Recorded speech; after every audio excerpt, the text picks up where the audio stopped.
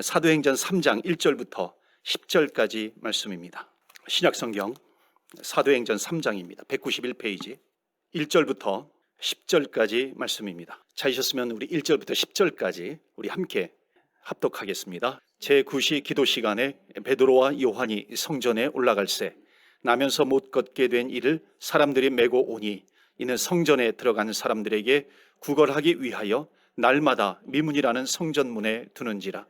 그가 베드로와 요한이 성전에 들어가려 함을 보고 구걸하거늘 베드로가 요한과 더불어 주목하여 이르되 우리를 보라 하니 그가 그들에게서 무엇을 얻을까 하여 바라보거늘 베드로가 이르되 은과 금은 내게 없거니와 내게 있는 이것을 내게 주노니 나사렛 예수 그리스도의 이름으로 일어나 걸으라 하고 오른손을 잡아 일으키니 발과 발목이 곧 힘을 얻고 뛰어서서 걸으며 그들과 함께 성전으로 들어가면서 걷기도 하고 뛰기도 하며 하나님을 찬송하니 모든 백성이 그 걷는 것과 하나님을 찬송함을 보고 그가 본래 성전 미문에 앉아 구걸하던 사람인 줄 알고 그에게 일어난 일로 인하여 심히 놀랍게 여기며 놀라니라. 아멘. 하나님의 말씀입니다. 오늘도 하나님의 말씀으로 힘을 얻으시고 또 성령으로 충만하시고 또 승리하는 하루하루를 살아가시기를 주의 이름으로 축원합니다. 제가 잠깐 말씀을 전하고요, 우리 함께 뜨겁게 우리가 마음을 모아서 흩어져 있지만 영적으로는 우리가 하나이죠. 그리스도 안에서 하나입니다. 성령님께서 우리를 하나로 모아주실 줄 믿습니다. 기도는 함께 할 때 힘이 되고 능력이 되는 것입니다. 그래서 오늘 우리가 기도할 때 떨어져 있지만 성령님께서 우리를 함께 모아주셨음을 믿고 우리가 담대하게 뜨겁게 기도하면서 나아갑시다. 여러분, 금요 기도회는 뜨거워야 됩니다. 기도는 정말 간절해야 됩니다. 그래서 너희들이 정말 믿음으로 나오느냐, 믿음으로 기도하면 하나님께서 응답해 주시는 것을 믿으라 주님께서 말씀해 주셨습니다. 그러니까 부르짖는 기도, 간절한 기도, 뜨거운 기도, 이거는 뭐냐면 정말 믿음을 가지고 기도하는 겁니다. 어떤 믿음이에요? 소리만 크게 하는 건가요? 그게 아니죠.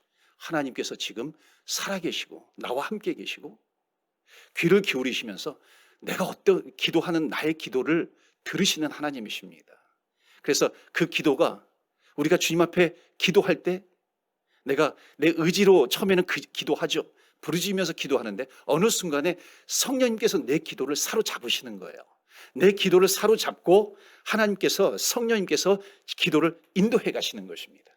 때로는 단식하시고요, 때로는 약속의 말씀으로 나를 굳건하게 세워주시고요, 나에게 힘을 허락해 주시고요, 담대함을 우리에게 허락해 주시고 때로는 하늘의 지혜가 필요하면 지혜를 우리에게 허락해 주실 것입니다. 여러분, 어떤 문제가 있습니까? 오늘 여러분 주님 앞에 나오시기를 바랍니다. 그래서 오늘 우리 주님 앞에 드리는 기도는 능력의 기도입니다. 믿음을 가지고 주님 앞에 기도하는 것입니다. 그런데 오늘 성경 사도행전 3장에 보면은 우리 3장 조금 있다가 1절과 1절 그 다음에 6절부터 10절까지 말씀을 또 읽겠는데요, 이 사도행전 3장을 읽었는데 여기 베드로와 요한을 통해서 살아있는 능력의 기도가 어떤 것인지 우리에게 보여주고 있습니다. 여러분, 사도행전 2장까지는 교회가 어떻게 탄생이 되었는지 그 배경과 과정들을 잘 설명하고 있습니다. 3장부터는 살아있는 교회, 움직이는 교회의 그 모습이 나옵니다. 베드로와 요한이 성전 미문에 앉아있는 안진뱅이를 일으킵니다. 고치는 이 사건을 통해서 살아있는 교회, 생명 있는 교회의 모습을 우리에게 보여주고 있습니다. 여러분, 우리가 신앙생활을 하면서 빠지기 쉬운 착각이 있습니다. 내가 신앙생활을 오래 했다면, 내가 또 성경을 많이 읽고 내가 많이 들었고 말씀을 내가 많이 알고 있고 그러면은 나는 믿음이 있다라고 생각할 때 그것이 함정이 된다는 것입니다. 우리 코로나 바이러스로 인해서 우리가 온라인 예배로 접어든 지 지금 2달이 넘어가고 있습니다. 그러니까 이때쯤이면요, 우리가 처음에 단단히 마음 먹었던 거, 이것이 해이해지기 쉽습니다. 그래서 여러분 부탁드립니다. 정말 초심을 가지고 주님 앞에 계속해서 나오십시오.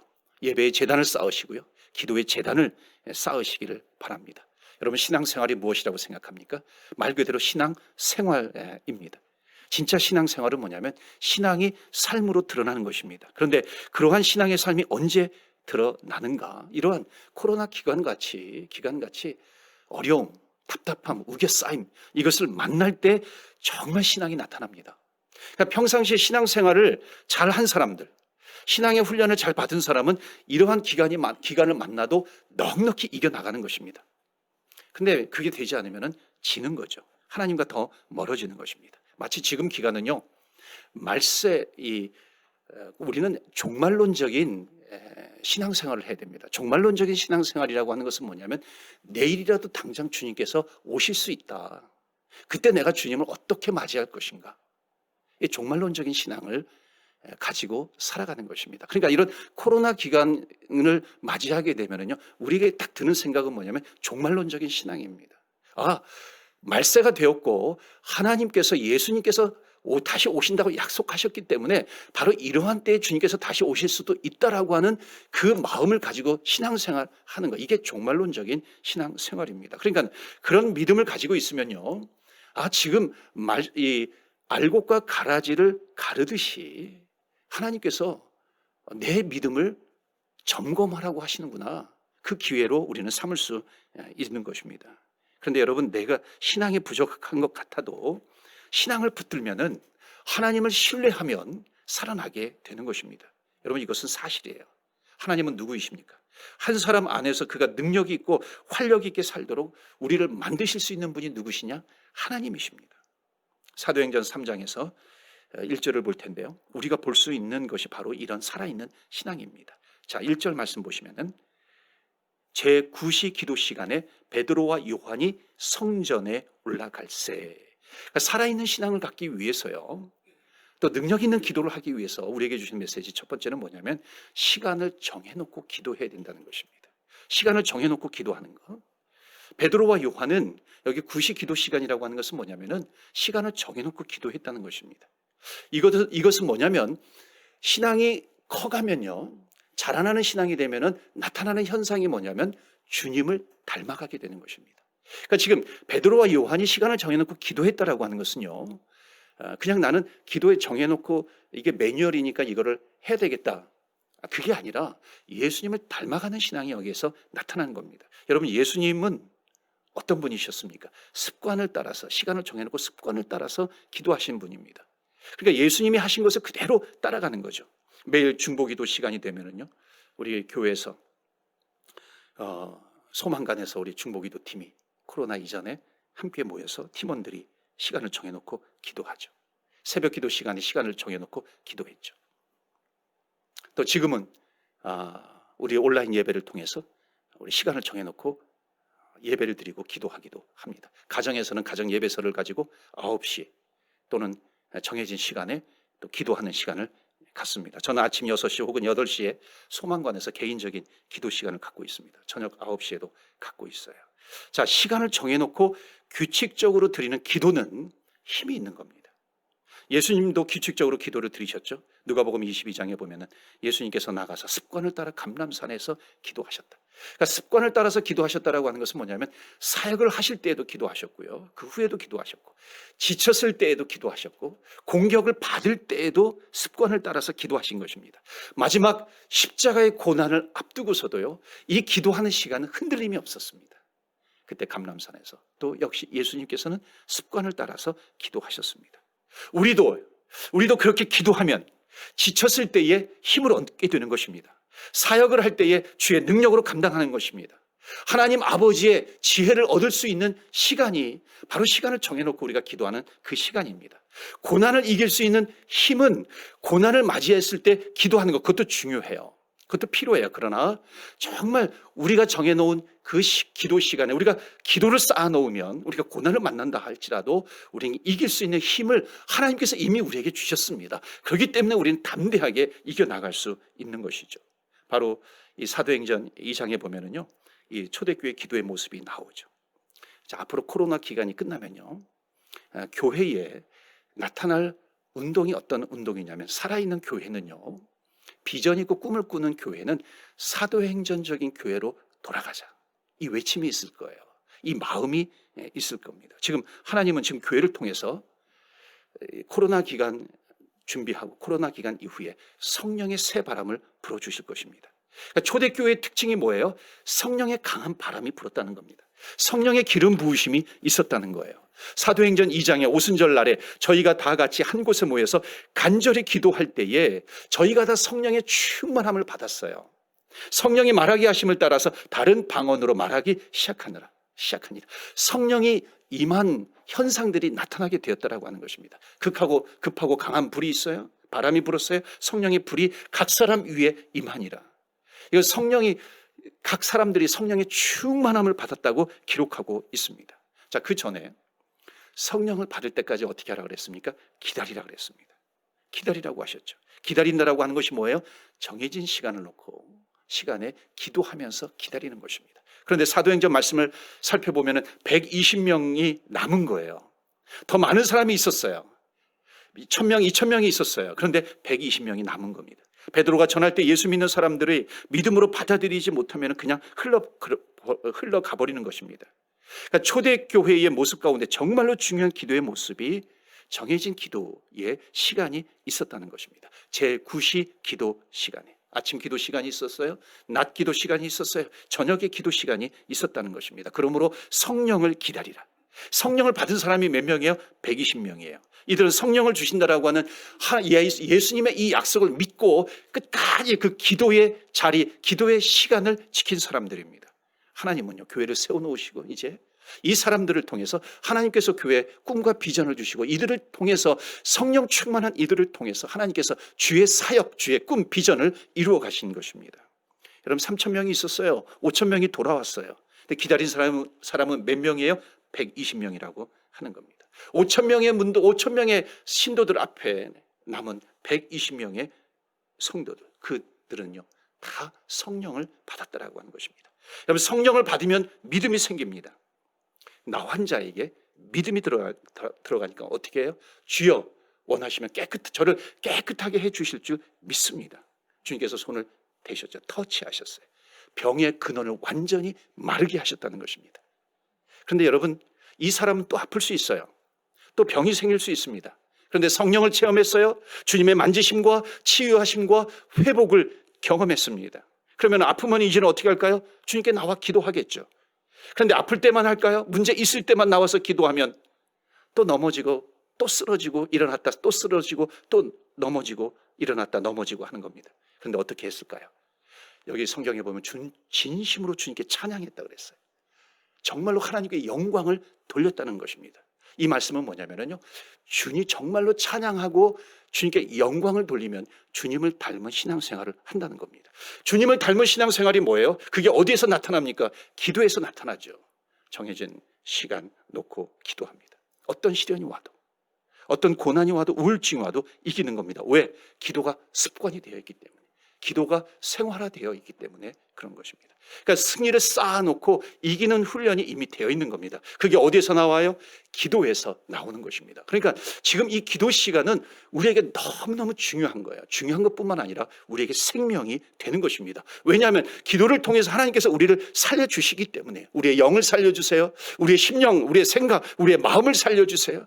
우리의 몸을 회복시켜 주시는 시간이 언제예요? 기도의 시간입니다.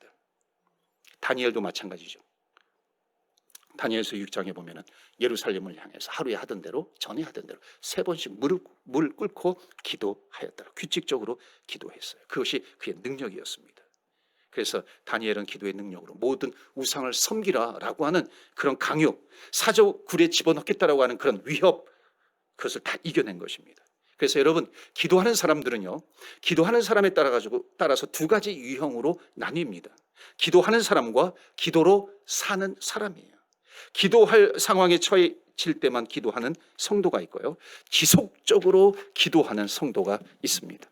상황에 의해서만 때때로 기도하는 사람은 기도의 힘이 약해요. 안 하는 것보다 낫죠. 그렇게라도 해야 돼요.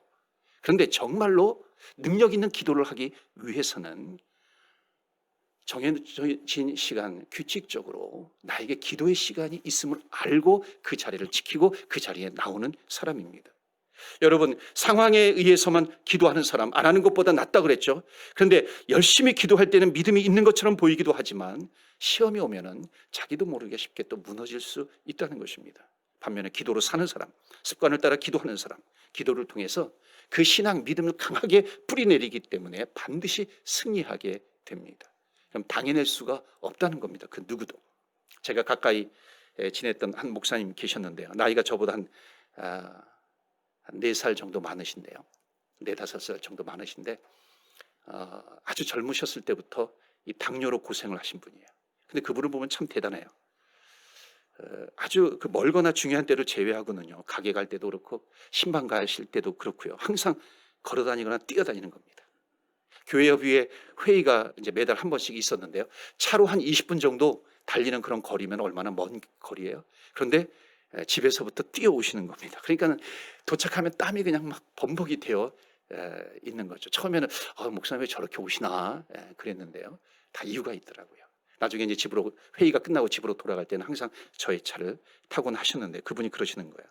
고 목사님은 뛰고 싶어서 뛰시죠? 나는 뛰지 않으면 죽기 때문에 살기 위해서 뛰는 거예요. 이분이 당뇨를 가지고 있었는데요, 당뇨병이 있었어요. 근데 젊은 사람들보다도 40대였었는데 젊은 사람들보다도 더 체력이 좋으신 겁니다. 교회협의회 축구대회를 하면은요, 젊은 사람들보다도 더 많이 뛰시는 분이에요. 왜냐하면 열심히 뛰는 게 습관이 되신 그런 분입니다. 쉽게 지치지 않는 거예요. 여러분, 신앙생활도 마찬가지입니다. 영적인 부분도 마찬가지예요.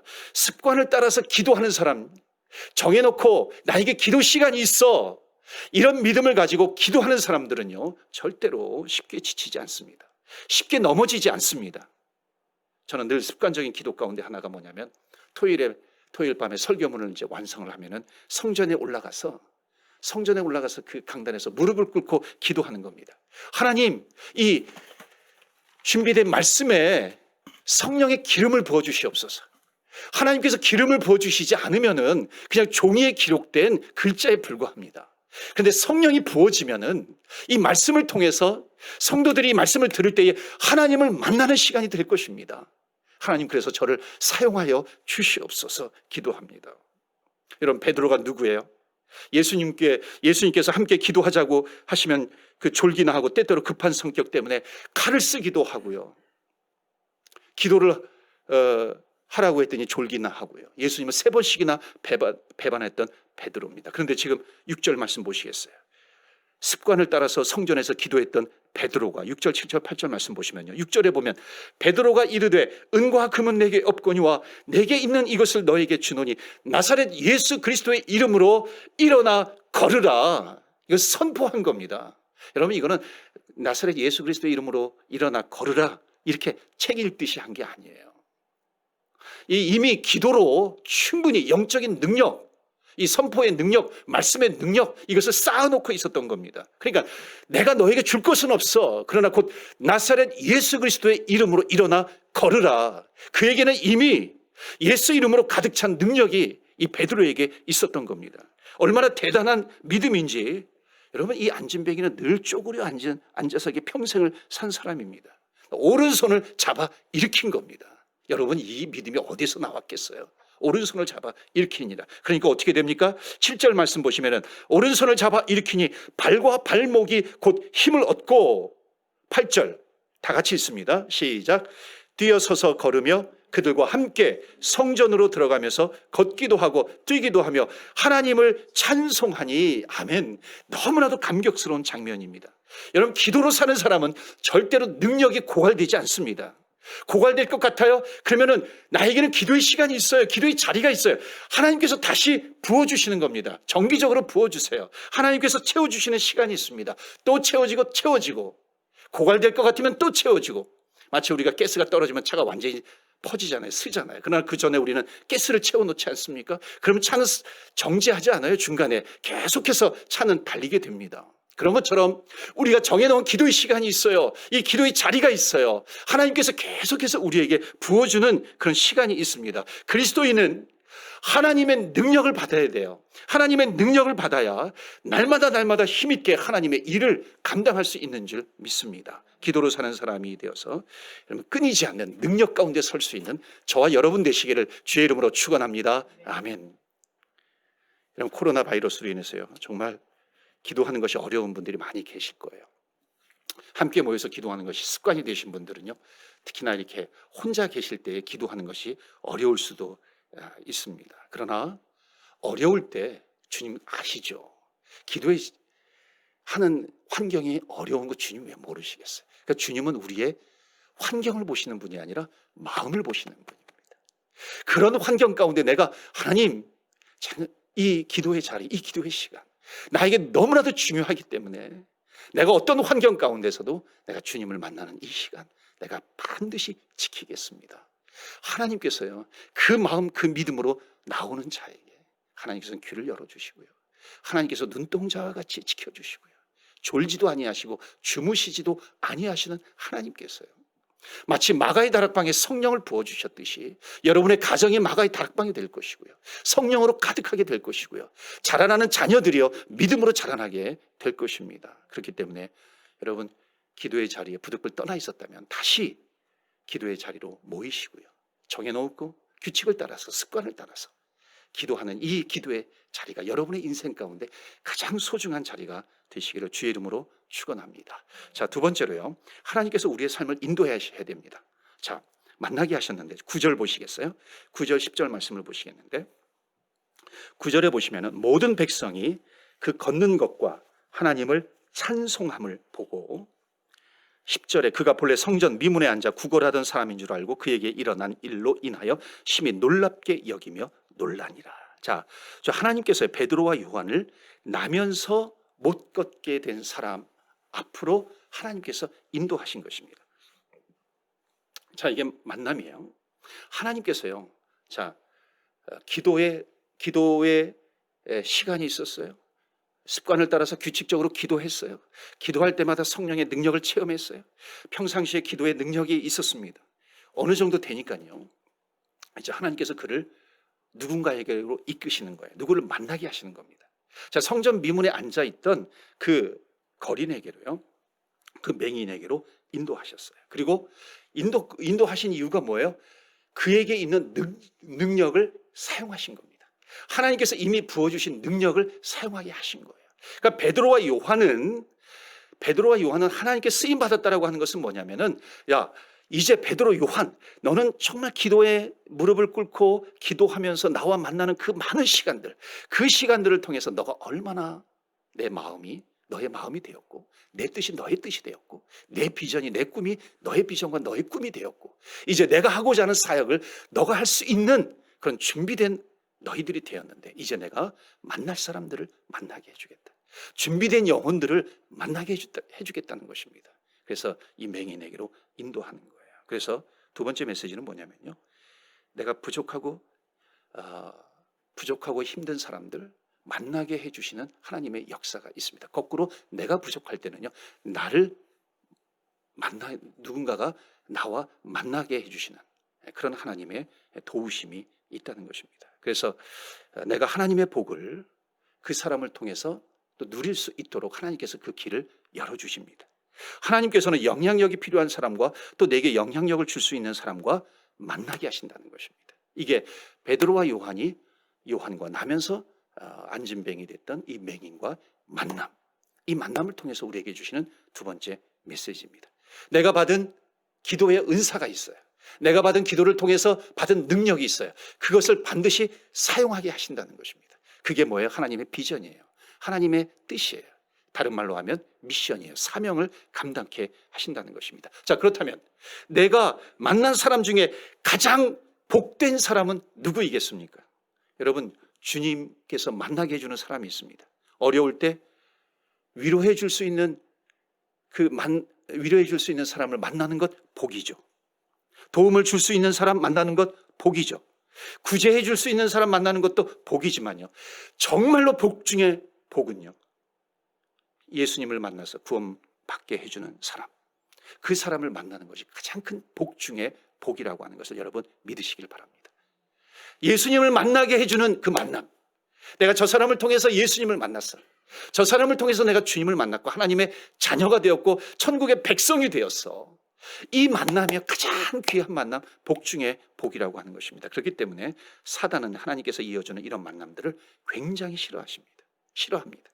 왜 그렇습니까? 만나면 회복이 되죠. 만나면 구원받잖아요. 하나님의 자녀가 돼요.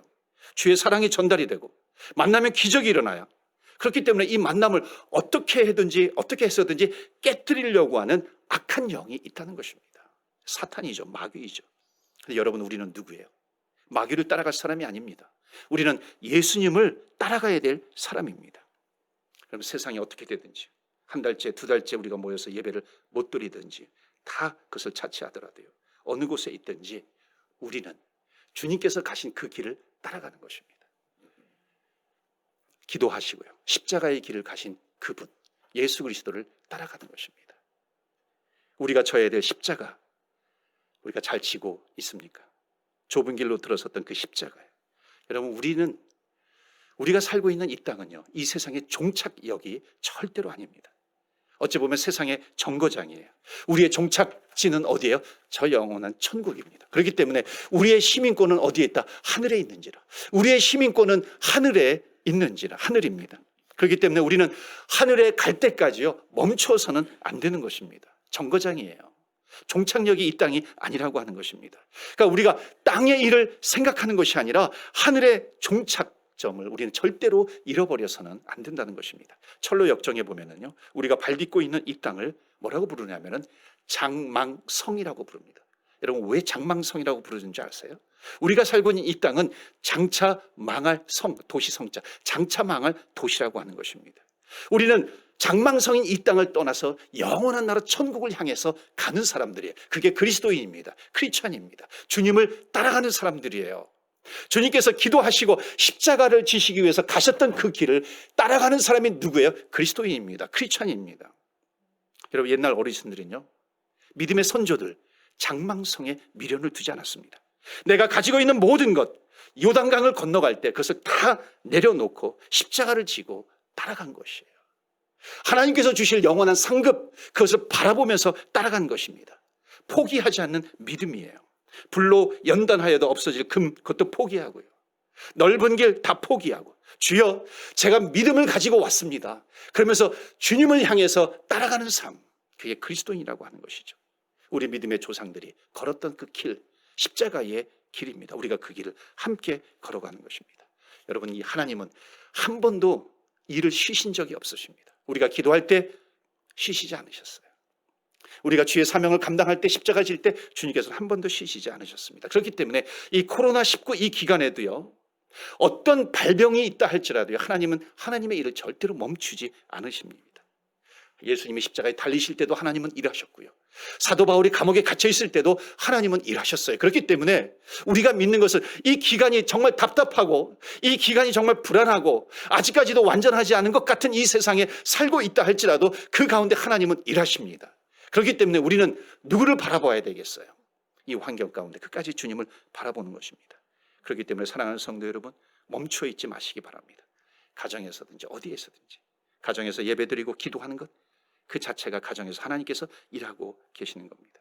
우리는 몸은 멈춰 있다 할지라도 주님을 따라가는 것, 그것은 멈춰서는 안 되는 것입니다. 우리는 기도하는 것입니다. 어떤 분이 그래요. 요즘은 가족과 같이 지내는 시간이 참 많아가지고 쌀 이 한 포대를 산 몇 킬로인지 모르겠어요. 10킬로인가 20킬로, 20킬로짜리 이 한 쌀이 금방 떨어진다 그러더라고요. 왜냐하면 가족과 지내는 시간이 많기 때문에 그런 거죠. 그리고 가족과 같이 지내는 시간이 많아요. 그럴 때 기도하는 가정과 기도하는 가정은 반드시 나누어지게 됩니다. 기도하지 않는 가정의 특징은 뭔지 아세요? 모여가지고요, 결국 세상에 빠집니다. 드라마에 빠지고요, 우리 영화 다운받아가지고 우리 같이 보자, 꼭 그것이 가정을 화목하게 하는 것 같아요. 그러나 그렇지 않습니다. 계속해서 그 길로 가면은 결국은 망하는 것입니다. 그러나 기도 시간을 정해놓았어요. 예배 시간이 있어요. 야, 지금은 예배 시간이야. 자, 지금은 기도 시간이야. 우리 함께 모여서 주님 앞에 예배드리자. 주님께 기도하자. 주님께서요, 반드시 그 가정은 책임져 주십니다. 하나님께서 살려주시는 가정입니다. 지금은 집 밖으로 잘 나가지 못해요. 그렇기 때문에 모여서 더 말씀을 나누고요, 은혜를 나누고요, 복음을 전하는 거예요. 어차피 집 밖에 못 나가니까요. 우린 들을 수 있도록 서로 복음을 쉐어하고 복음을 나누는 겁니다. 우리는 기도와 예배로 반드시 승리해야 합니다. 그렇기 때문에 우리는 하나님을 더욱 경외하고 또 복음을 나누기를 힘쓰는 하나님의 사람들이 되어야 할 줄로 믿습니다. 여러분, 제가 여러 번 강조하는 것 중에 이제 기도할 텐데요. 이것만 말씀드리고 기도할게요. 선교는 두 가지입니다. 꼭 기억하십시오. 전도와 선교는 두 가지 방향으로 달려가게 되어 있습니다. 퍼지게 되어 있어요. 하나는 뭐냐면 수평적인 선교입니다. 그렇기 때문에 성경은 수평적인 선교를 땅끝 선교라고 합니다. 땅끝까지 가야 돼요. 땅끝이 아프리카일 수 있어요. 땅끝이 뭐 동남아시아일 수 있어요. 저기 이스라엘일 수 있어요. 예루살렘일 수 있어요. 우리는 땅끝까지 복음을 전해야 하는 것입니다. 그런데 우리 기독교의 특징은 땅끝 선교입니다. 우리가 은혜 받으면요, 은혜 받으면 반드시 그 사람이 닮아가는 것, 첫 번째 기도하는 것입니다. 또 하나 뭔지 아세요? 잃어버린 영혼들에게 복음을 전하는 것입니다. 우리 가정 가운데 주님을 모르는 자녀가 있어요. 어떻게 해야되는지 이 자녀가 하나님을 만날 수 있도록 엎드려 기도하죠. 그리고 그에게 복음을 전하고자 합니다. 또한 우리 교회가요, 정말 깨어있고 살아있는 교회는 은혜가 넘치면 반드시 선교합니다. 세계 선교, 세계 복음화. 그래서 선교 훈련하고 선교사를 보내고요, 또 지역 전도를 하고요, 복음을 전하는 일에 애씁니다. 힘을 쓰죠. 또 하나가 뭐냐면 수직적인 선교입니다. 수직적인 선교는 자녀들에게, 우리 자녀, 우리의 손주, 우리 후손들에게 어떻게 하면 이 믿음이 계속해서 흘러가게 할 수 있을까? 하나님을 바라보는, 주님을 닮아가는 그런 가정이 될 수 있을까? 수직적인 선교를 하게 된다는 것입니다. 그렇기 때문에 우리가 주님 앞에 기도하면서 이 시간에 기도할 것은요, 하나님, 우리 가정이 주님께서 세워주신 가정, 주님께서 불러주신 가정, 주님께서 믿음의 가정으로 저희들을 불러주셨는데, 하나님, 수직적인 수평적인 선교와 수직적인 선교를 감당하는 교회가 되게 하여 주시옵소서. 우리가 기도하면서 나가야 할 줄로 믿습니다. 여러분 가정 중에, 자녀 중에 주님을 모르는 가정이 있습니까? 하나님을 믿다가 떠난 가정이 있어요. 세상에서는 성공했다 할지라도 하나님을 만나는 데 있어서 실패했다면요, 그건 실패예요. 우리는 정확하게 알아야 됩니다.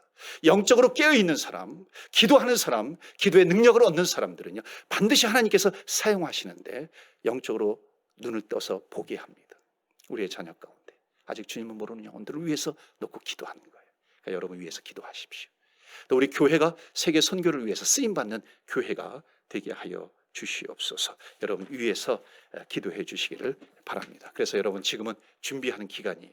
집에 있다고 쉬는 기간이 아니라 준비하는 시간입니다. 말씀을 다시 읽고 묵상하고 암송도 하고 또 말씀으로 무장하기도 하고 기도의 칼을 가는 시간이기도 하고요. 우리가 찬양하면서 기도하고 또 함께 모여 예배드리면서 복음을 나누는 그런 시간이, 그런 가정입니다.